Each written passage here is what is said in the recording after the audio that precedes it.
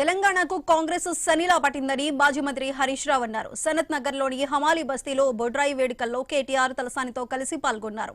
Band చప్పుళ్లు, Bonalu, పోతురాజుల విన్యాసాలతో బస్తీవాసులు ఘన స్వాగతం పలికారు. బొడ్రాయికి జలాభిషేకం నిర్వహించి ప్రత్యేక పూజలు నిర్వహించారు. జూబ్లీహిల్స్ ఉప ఎన్నికల్లో బీఆర్ఎస్ పార్టీ అభ్యర్థి విజయానికి కృషి చేయాలని కోరారు. బొడ్రాయి పండుగను ఇంత అంగరంగ వైభవంగా నగరంలో నిర్వహించడం చాలా సంతోషంగా ఉందన్నారు.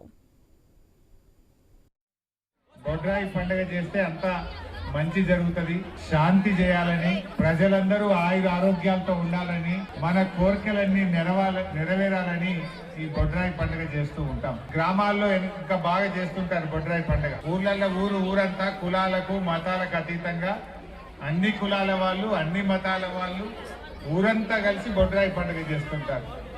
ఇలా ఆ సాంప్రదాయాన్ని మన బన్సీలాల్పేట డివిజన్ లో హమాలి బస్తీలో మీరు కూడా ఇంకా చక్కగా చేయడం చాలా చాలా సంతోషం. బాగా కాలాతీతమైంది కనుక ఎక్కువ లంబా చూడ మాట్లాడకుండా మీరందరికీ ఇలా రాష్ట్రంలో ఏమైందో కూడా మనకు తెలుసు. మనకు కూడా ఒక శని పట్టింది. ఏం శని పట్టింది?